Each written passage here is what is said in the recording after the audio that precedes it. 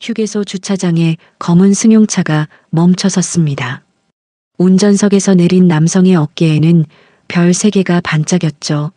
서진혁 중장, 대한민국 육군 3군 단장. 오늘은 특별한 날이었습니다. 2년 만에 딸 은채가 휴가를 나오는 날이었거든요. 그는 설레는 마음으로 출구를 바라봤습니다. 그런데 딸이 모습을 드러낸 순간 서진혁의 표정이 굳어졌습니다. 은채의 왼쪽 눈가에 시퍼런 멍이 번져 있었고 입술 끝이 터져 있었으니까요. 은채야. 아버지의 목소리가 떨렸습니다. 뭔가 크게 잘못되어 있었습니다. 서진혁은 딸을 차에 태우고 조용히 시동을 걸었습니다. 차 안에 침묵이 흘렀죠. 은채는 창밖만 바라봤고 아버지는 핸들을 꽉 쥔 채 말을 꺼내지 못했습니다. 고속도로를 한참 달리고 나서야 서진혁이 입을 열었습니다. 은채야, 얼굴이. 괜찮아요, 아버지. 은채의 대답은 너무 빨랐습니다. 준비된 대답 같았죠. 서진혁은 더 이상 참을 수 없었습니다. 차를 갓길에 세웠습니다. 내가 군인으로 35년을 살았다. 훈련 중 다친 상처가 어떤 건지 모를 것 같아? 그건 맞은 상처야. 은채의 어깨가 떨렸습니다. 하지만 여전히 고개를 돌리지 않았죠. 아무 일 없어요. 서은채 하사. 아버지가 계급을 부르자 은채의 몸이 굳었습니다. 서진혁의 목소리에는 명령하는 지휘관의 무게가 실려 있었거든요. 상관에게 보고하듯이 정확하게 말해봐. 무슨 일이야? 은채가 천천히 고개를 돌렸습니다.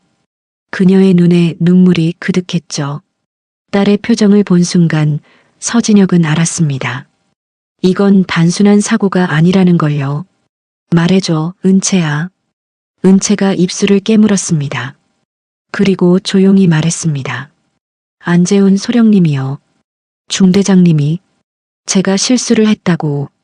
서진혁의 주먹이 하얗게 질렸습니다. 딸의 목소리는 계속 이어졌죠. 매일 아침 점호 때마다 제 앞에 서서 인격 모독을 하세요. 다른 병사들 앞에서요. 그러다가 지난주에는 은채의 목소리가 떨렸습니다. 제가 대꾸를 했어요. 그냥 참을 수가 없었거든요. 그랬더니 손찌검을 하셨어요. 중대장실에서요. 서진혁은 숨을 깊이 들이마셨습니다. 35년 군 생활에서 느껴본 적 없는 분노가 치밀어 올랐거든요. 하지만 그는 참았습니다. 일단 상황을 정확히 파악해야 했으니까요. 다른 사람은 없었어? 권성만 연대장님이 아세요. 제가 군 인권센터에 신고했거든요. 그래서 연대장님이 직접 오셔서 조용히 넘어가라고 하셨어요. 아버지 체면도 있고 제 앞길도 생각하라고요. 서진혁의 눈빛이 차갑게 가라앉았습니다. 이건 단순한 가혹행위가 아니었습니다. 조직적인 은폐였죠. 그는 딸의 손을 꽉 잡았습니다. 은채야, 아빠가 해결할게. 절대 그냥 안 넘어가. 하지만 은채가 고개를 저었습니다. 아버지, 제발 아무것도 하지 마세요. 더 힘들어질 거예요. 은채의 목소리에는 체념이 배어 있었습니다. 그 순간 서진혁은 결심했습니다.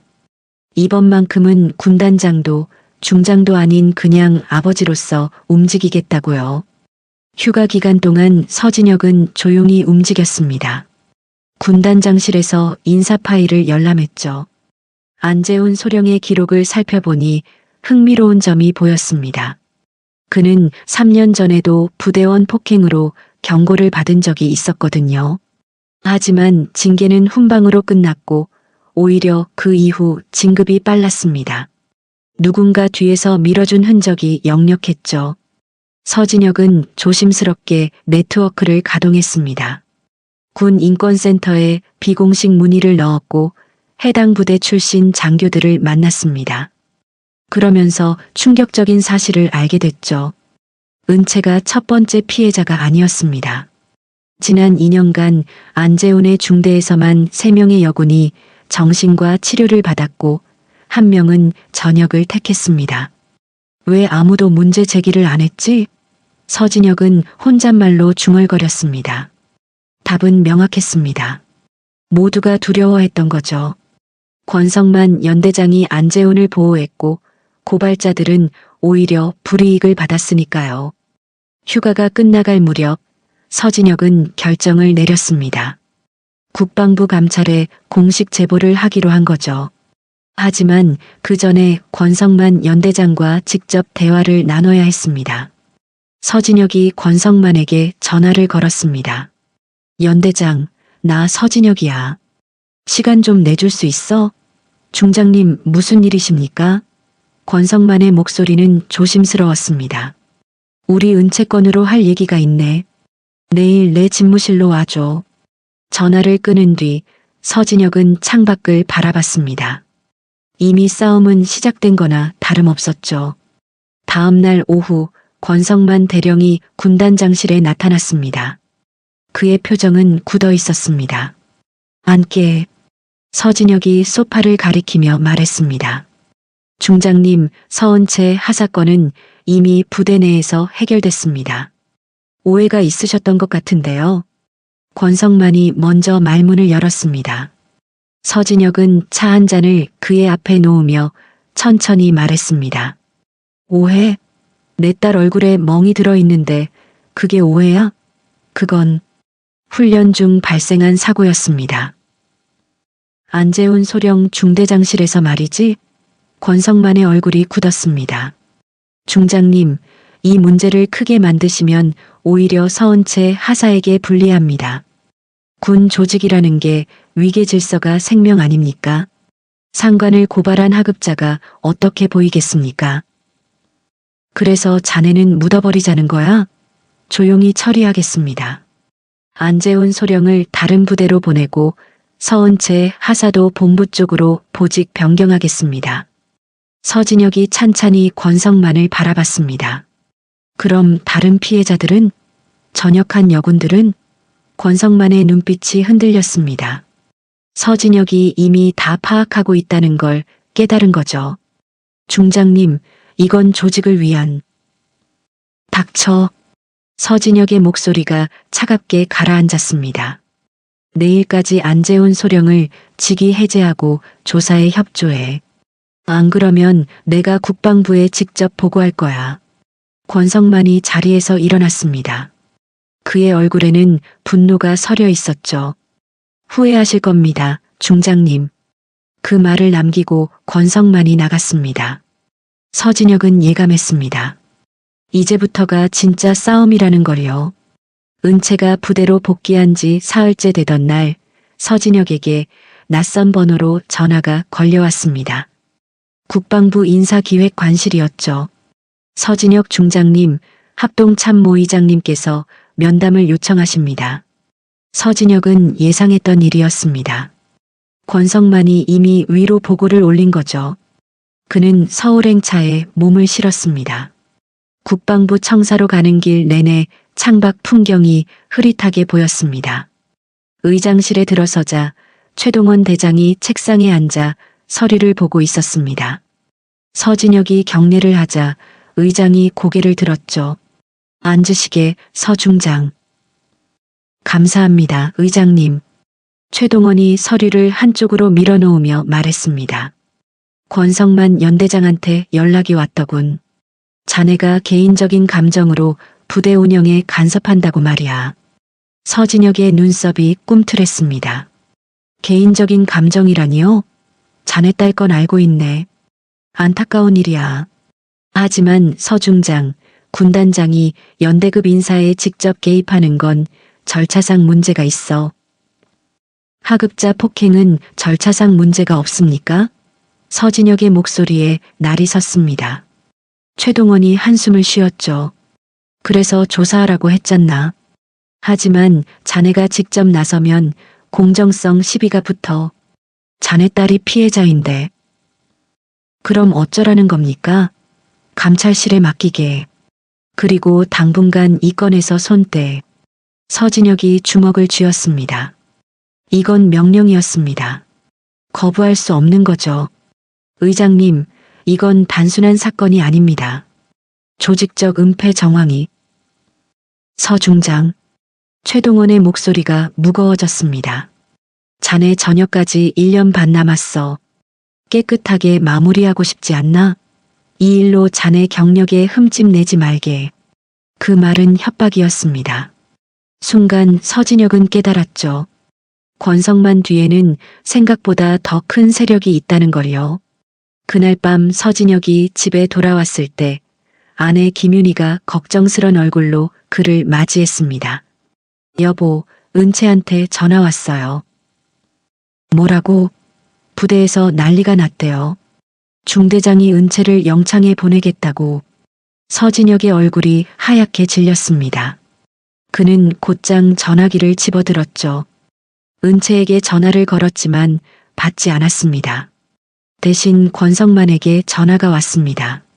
중장님, 유감입니다만 서은채 하사가 오늘 안재훈 소령을 구타했습니다. 뭐라고? 중대장실에 찾아가서 멱살을 잡았다고 합니다. 여러 목격자가 있습니다.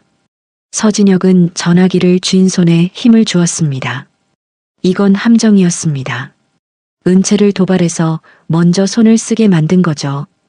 은채를 바꿔줘. 지금 조사 중입니다. 통화는 불가능합니다. 권성만 대령, 내 딸한테 손대지 마. 내가 지금 가겠어. 군단장님께서 오실 필요 없습니다. 이건 내부 징계 사안이니까요. 전화가 끊겼습니다. 서진혁은 무력감을 느꼈습니다. 별 3개를 달았지만 자기 딸 하나 지키지 못하는 자신이 한심했죠. 아내가 남편의 어깨에 손을 얹었습니다. 여보, 어떻게 할 거예요? 서진혁은 대답하지 못했습니다. 상부에서는 손을 떼라고 했고 부대에서는 딸을 올가매고 있었으니까요. 그는 처음으로 자신의 권력이 얼마나 제한적인지 깨달았습니다.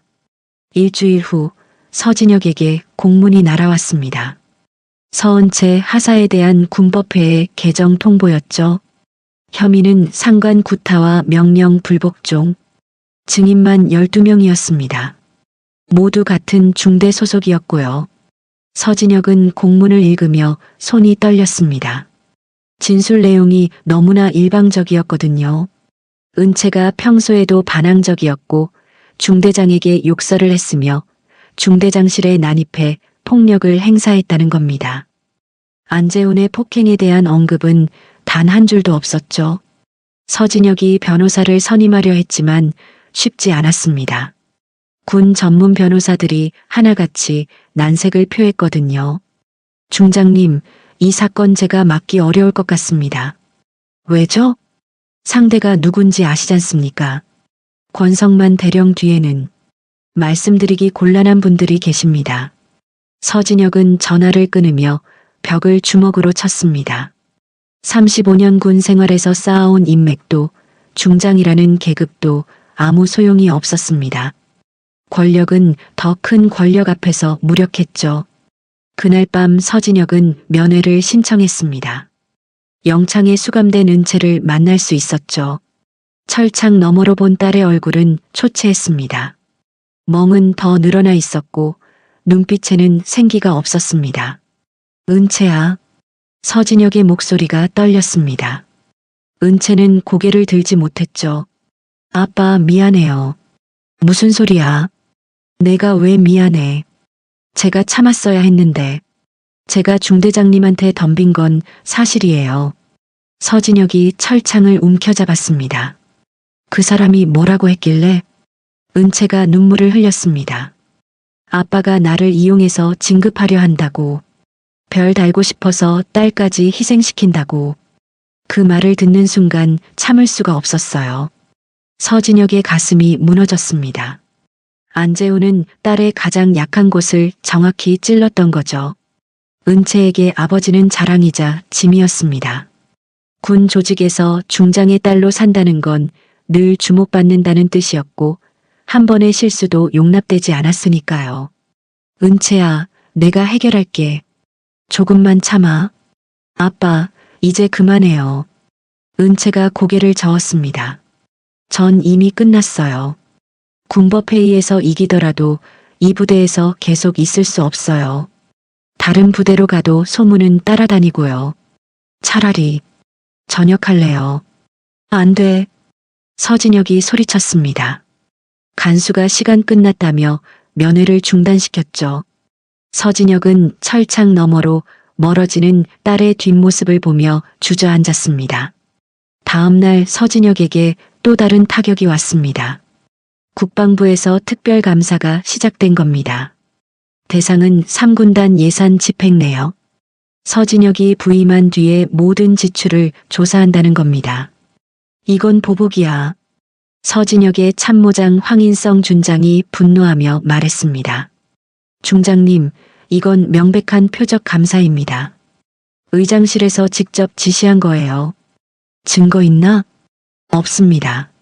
하지만 타이밍이. 서진혁은 알았습니다. 이건 경고였죠. 더 이상 나서면 자신의 경력도 끝난다는 신호였습니다. 별을 달기 위해 30년을 달려왔는데 그 모든 게 하루아침에 무너질 위기였죠. 그날 밤 서진혁은 혼자 앉아 소주잔을 기울였습니다. 아내가 옆에 앉아 말없이 그의 손을 잡았죠. 그는 처음으로 자신이 무력하다는 걸 인정했습니다. 군인으로는 강했지만 아버지로는 실패했다고 생각했습니다. 어둠 속에서 빛은 예상치 못한 곳에서 왔습니다. 군단장실로 택배 하나가 도착했죠. 발신이 넘는 소포였습니다. 서진혁이 조심스럽게 열어보니 USB 하나와 편지가 들어 있었습니다. 중장님, 저는 은채 언니와 같은 중대 오나리 병장입니다. 이 USB에는 안재훈 소령의 범죄 증거가 담겨 있습니다. 은채 언니만이 아닙니다. 저도 다른 여군들도 같은 일을 당했습니다. 하지만 모두 두려워서 말하지 못했습니다. 이제는 말해야 할 때라고 생각합니다. 서진혁의 손이 떨렸습니다. 그는 곧장 USB를 컴퓨터에 꽂았죠. 화면에 나타난 건 녹음 파일들과 사진들이었습니다. 안재훈이 여군들에게 폭언하는 녹음, 부당한 명령을 내리는 장면, 그리고 충격적이게도 권성만 연대장과의 대화까지 있었습니다. 안소령, 이번에도 조용히 처리해. 국방부에 보고 올라가면 안 돼. 알겠습니다, 연대장님. 근데 이번엔 서진혁 중장 딸이라서요. 그래서 더 조용히 해야지. 군단장이랑 정면으로 부딪히면 우리가 불리해. 일단 딸부터 묻거나. 녹음을 듣는 동안 서진혁의 표정이 점점 굳어졌습니다. 이건 단순한 가혹행위가 아니었습니다. 조직적이고 계획적인 범죄였죠. 더 충격적인 건 USB 폴더 끝에 있던 문서였습니다. 안재훈의 뒷배경 조사 자료였거든요. 안재훈 소령의 장인이 전직 국방부 차관이었습니다. 현재는 방산업체 고문으로 재직 중이었죠. 권성만 연대장은 그 방산업체로부터 인맥관리 명목으로 금품을 받아왔습니다. 안재훈을 보호하는 건 단순히 상하급자 관계가 아니라 돈과 권력이 얽힌 부패 구조였던 겁니다. 서진혁은 참모장 황인성을 불렀습니다. 준장, 이거 봐. 황인성이 자료를 검토하더니 입을 다물지 못했습니다. 중장님, 이건 엄청난 건데요? 조용히 해. 아직 누구한테도 말하면 안 돼. 서진혁은 신중하게 계획을 짰습니다. 이 증거를 국방부 감찰실에 바로 제출하면 또다시 은폐될 가능성이 있었죠. 그는 다른 루트를 생각했습니다. 국회 국방위원회였습니다. 준장, 자네 국방이 간사하고 친하지? 예, 임수진 의원님이요. 육사 선배십니다. 내일 조용히 만나고 와. 이 자료 전달하고. 황인성이 고개를 끄덕였습니다. 하지만 걱정스러운 표정을 지었죠. 중장님, 이러시면 정말 끝까지 가는 겁니다. 의장실하고 정면 대결이에요. 나 이미 끝까지 갈 생각이야. 서진혁의 눈빛에는 결연함이 담겨 있었습니다. 그날 밤 서진혁은 또 한 통의 전화를 받았습니다. 오나리 병장이었죠. 중장님, USB 받으셨죠? 그래. 고맙네. 자네가 어떻게 이런 걸? 저희 몇 명이 몰래 증거를 모았어요. 1년 넘게요. 언젠가는 쓸 날이 올 거라고 생각했거든요.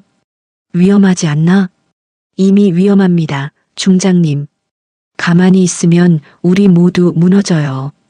은채 언니처럼요. 서진혁은 오나리의 목소리에서 간절함을 느꼈습니다. 도와주게. 끝까지 함께 가자. 감사합니다, 중장님.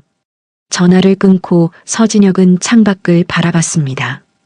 이제 반격이 시작될 참이었습니다. 하지만 이건 단순한 복수가 아니었죠. 썩은 조직을 바로잡는 싸움이었습니다. 다음 날 아침 황인성 준장이 임수진 국방위원을 만났습니다. 의원은 자료를 검토하더니 즉각 국정감사 소집을 약속했죠. 파문이 시작됐습니다. 국방위원회가 열리던 날 방청석은 기자들로 가득 찼습니다. 임수진 의원이 질의를 시작했죠. 국방부 장관님, 육군 영연대에서 발생한 여군 인권 침해 사건에 대해 알고 계십니까? 국방부 장관 강태수가 당황스러운 표정으로 답했습니다. 해당 사건은 현재 내부 조사 중으로 알고 있습니다. 내부 조사요? 피해자가 영창에 갇혀 있고 가해자는 멀쩡히 중대장으로 근무하는데 이게 제대로 된 조사입니까? 임수진의 목소리가 날카로워졌습니다. 그녀는 준비한 자료를 꺼냈죠. 제가 입수한 자료에 따르면 안재훈 소령은 3년 전에도 동일한 범죄로 경고를 받았습니다. 그런데 오히려 진급이 빨랐어요. 왜 그렇죠? 장관이 말문이 막혔습니다. 임수진은 계속 압박했죠. 더 충격적인 건 권성만 연대장이 이 모든 걸 알면서도 은폐했다는 겁니다. 여기 녹음 파일이 있습니다. 국회 본회의장에 안재훈과 권성만의 대화가 울려 퍼졌습니다. 방청석이 술렁였죠. 기자들이 일제히 카메라 셔터를 눌렀습니다. 그날 저녁 뉴스는 이 사건으로 도배됐습니다. 군내 여군 인권 침해 은폐 의혹, 중장의 딸마저 피해자, 방산업체와 연결된 부패 고리 같은 제목들이 쏟아졌죠. 권성만은 패닉에 빠졌습니다. 그는 급히 안재훈을 불렀습니다. 이 새끼야, 녹음을 왜 당했어? 죄송합니다, 연대장님. 제가 조심했는데. 조심? 이제 다 끝났어. 국회까지 넘어갔단 말이야. 권성만이 책상을 내리쳤습니다. 안재훈의 얼굴이 하얗게 질렸죠.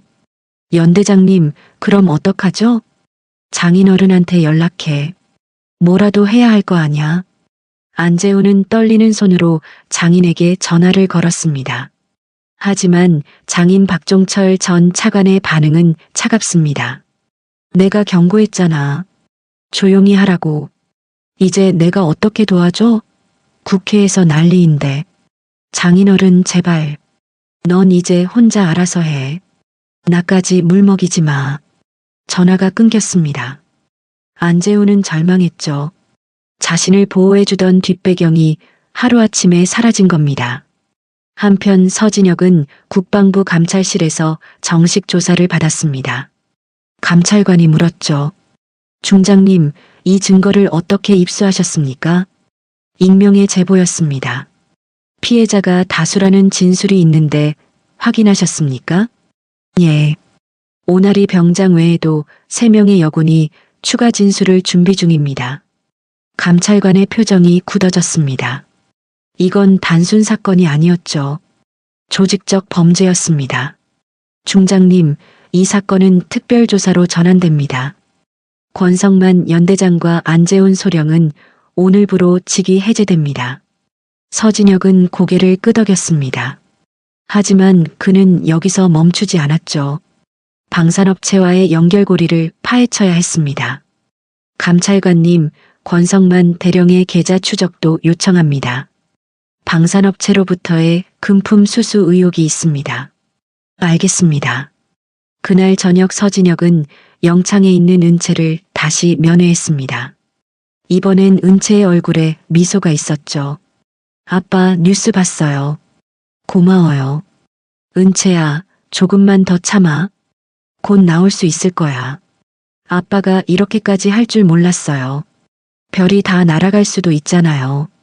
서진혁이 딸의 손을 꽉 잡았습니다. 별보다 내가 더 중요해. 그리고 이건 나만의 싸움이 아니야. 너처럼 고통받은 모든 여군들을 위한 거야. 은채가 눈물을 흘렸습니다. 하지만 이번엔 절망의 눈물이 아니었죠. 희망의 눈물이었습니다. 특별조사가 시작되고 일주일 뒤 검찰이 움직였습니다. 권성만 연대장의 집과 사무실을 압수수색했죠. 그곳에서 나온 건 상상을 초월하는 비리 증거들이었습니다. 권성만은 지난 5년간 방산업체 태광디펜스로부터 매년 5천만 원씩 받아왔습니다. 명목은 자물쇠였지만 실제로는 부대 납품 특혜를 위한 뇌물이었죠. 더 충격적인 건 명단에 다른 이름들도 있었다는 겁니다. 육군 인사사령관 윤병태 중장, 국방부 군수차관보 정민석, 그리고 합동참모의장 최동원의 측근들까지 거미줄처럼 얽힌 부패 네트워크가 드러났습니다. 검찰이 윤병태 중장을 소환하던 날 국방부는 발칵 뒤집혔습니다. 기자들이 몰려들었고 청와대에서도 긴급회의가 소집됐죠. 최동원 합참의장은 곤란한 입장에 처했습니다. 그는 직접 연루되지 않았지만 측근들이 줄줄이 걸려들었거든요. 그날 오후 그는 서진혁을 다시 불렀습니다. 서 중장, 자네 이거 어디까지 갈 작정인가? 최동원의 목소리에는 피로가 묻어났습니다. 의장님께서 끝까지 가라고 하셨잖습니까? 공정하게 조사하라고요. 공정? 지금 군 전체가 흔들리고 있어. 그럼 예전에 바로 잡았어야죠. 서진혁의 목소리는 단호했습니다. 최동원이 한숨을 쉬었죠. 서 중장, 자네도 알다시피 나는 이 건에 직접 관여하지 않았네. 압니다. 하지만 내 책임이 없는 건 아니야. 묵인했으니까. 최동원이 책상 위에 서류를 밀어냈습니다. 이거 보게. 권성만이 자백했어. 윤병태 중장한테 떠밀려서 했다고. 자기도 피해자라고 주장하더군. 서진혁이 차갑게 웃었습니다. 피해자요? 내 딸을 영창에 보낸 놈이 피해자라고요? 그래서 나도 화가 난 거야. 이 사건의 본질은 여군 인권 침해인데 지금은 방산비리로 확대됐어. 언론도 거기만 집중하고. 최동원의 말이 맞았습니다. 뉴스는 온통 방산비리 얘기뿐이었죠. 정작 은채와 다른 피해자들의 이야기는 뒷전으로 밀렸습니다. 의장님, 그래서 제가 기자회견을 하려고 합니다. 뭐? 피해자들과 함께요. 이 사건이 무엇 때문에 시작됐는지 상기시키려고요. 최동원이 잠시 생각하더니 고개를 끄덕였습니다. 좋아. 그게 맞는 것 같네. 나도 동석하지. 서진혁이 놀란 표정을 지었습니다. 의장님이요? 내가 최고 책임자야. 이 사태를 막지 못한 건 내 잘못이니까. 사과해야지. 그 순간 서진혁은 최동원을 다시 보게 됐습니다. 그도 나름의 원칙이 있는 군인이었던 거죠. 사흘 후 국방부 브리핑룸에서 기자회견이 열렸습니다. 서진혁과 최동원 의장, 그리고 은채를 포함한 4명의 피해자가 자리했죠. 최동원이 먼저 발언했습니다. 저는 합동참모의장으로서 이번 사태에 대해 깊이 사과드립니다. 군 조직 내 인권 침해를 막지 못한 건 제 책임입니다. 그가 깊이 고개를 숙였습니다. 플래시가 터졌죠. 이어서 은채가 일어섰습니다. 그녀의 손은 떨렸지만 목소리는 또렷했습니다. 저는 서은채 하사입니다. 저는 아버지가 중장이라서 이 자리에 선 게 아닙니다. 저처럼 고통받은 여군들이 더 이상 없기를 바라며 여기 섰습니다. 은채의 고백이 이어졌습니다. 일상적 폭언, 인격 모독, 그리고 폭행. 방청석이 숙연해졌죠. 옆에 앉은 오나리 병장도 발언했습니다. 저희는 오랫동안 참았습니다. 말해봤자 소용없다고 생각했으니까요. 하지만 이제는 달라야 합니다. 기자회견이 끝난 뒤 여론이 들끓었습니다. 방산비리보다 여군 인권이 더 큰 이슈가 됐죠. 국회는 군 인권법 개정을 약속했고 국방부는 전수조사를 발표했습니다. 제도 개선한 달 뒤 군사법원에서 선고가 있었습니다. 방청석은 취재진과 시민들로 가득 찼죠. 피고인석에는 안재훈 소령과 권성만 대령이 수갑을 찬 채 앉아 있었습니다. 판사가 판결문을 읽기 시작했습니다. 피고인 안재훈은 하급자에 대한 상습 폭행, 직권 남용, 명예훼손 등의 혐의로 징역 3년을 선고한다. 안재훈의 얼굴이 하얗게 질렸습니다. 피고인 권성만은 범죄 은폐, 금품 수수, 직무유기 혐의로 징역 5년 및 추징금 2억 5천만 원을 선고한다. 권성만이 고개를 떨어뜨렸습니다. 퇴정하는 그들의 뒷모습은 초라했죠.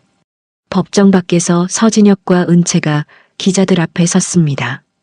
카메라 플래시가 터졌습니다. 중장님, 소감 한 말씀 해주십시오. 서진혁이 마이크 앞에 섰습니다. 정의는 늦을 수 있지만 결코 사라지지 않습니다. 오늘 판결은 한 개인의 승리가 아니라 모든 군 복무자들의 인권을 위한 승리입니다. 은채도 덧붙였습니다. 저는 앞으로도 군인으로 복무하겠습니다. 이제는 두렵지 않으니까요. 그녀의 목소리에는 확신이 담겨 있었죠. 일주일 후 국방부는 대대적인 인사를 단행했습니다. 윤병태 중장을 포함해 비리 연루자 17명이 파면됐습니다. 육군은 여군 인권보호 전담팀을 신설했고 익명신고 시스템을 구축했죠. 서진혁의 3군단도 변화가 있었습니다. 새로운 연대장이 부임했고 부대 문화 전반을 점검하는 작업이 시작됐습니다. 은채는 군단 인사처로 보직을 옮겼죠. 그녀는 이제 후배 여군들을 돕는 역할을 맡았습니다. 어느 봄날 오후 서진혁과 은채가 함께 산책을 했습니다. 군단 뒤편 작은 공원이었죠. 벚꽃이 흩날렸습니다. 아빠, 후회 안 해요? 은채가 물었습니다. 뭘? 별이 날아갈 수도 있었잖아요. 의장님하고도 대립하고. 서진혁이 미소 지었습니다. 후회는 없어. 오히려 이게 내 군 생활에서 가장 의미 있는 일이었던 것 같아. 쟤 때문에 힘드셨죠? 힘들긴 했지. 하지만 덕분에 깨달았어. 별보다 중요한 게 뭔지. 뭔데요? 사람이지. 우리가 지켜야 할 건 계급이 아니라 사람이야. 은채가 아버지의 팔짱을 꼈습니다. 두 사람은 말없이 벚꽃길을 걸었죠. 바람이 불어왔고 꽃잎이 그들 주위로 흩날렸습니다. 그해 가을 서진혁은 전역을 앞두고 마지막 훈시를 했습니다. 3군단 장병들이 모두 모였죠. 나는 35년간 군인으로 살았습니다. 많은 걸 배웠고 또 많은 실수도 했습니다. 그가 잠시 말을 멈추었습니다. 하지만 한 가지는 확실합니다. 군대는 사람을 지키는 곳이어야 합니다. 밖의 적으로부터 그리고 안의 부조리로부터도 여러분이 그걸 기억해 주길 바랍니다. 박수가 터져 나왔습니다. 은채도 그 자리에 있었죠. 그녀는 아버지를 바라보며 미소 지었습니다. 저녁식이 끝난 뒤 서진혁은 집으로 돌아왔습니다. 아내 윤희가 따뜻한 차를 내왔죠. 여보, 고생 많았어요. 고마워. 당신이 있어서 버텼어. 두 사람은 창밖을 바라봤습니다. 해가 지고 있었습니다. 새로운 시작을 알리는 저녁놀이였죠. 여러분, 오늘 이야기 어떠셨어요? 한 아버지가 딸을 지키기 위해 자신의 모든 것을 걸었던 이야기였습니다. 처음엔 무력해 보였죠. 별 3개를 달았지만 딸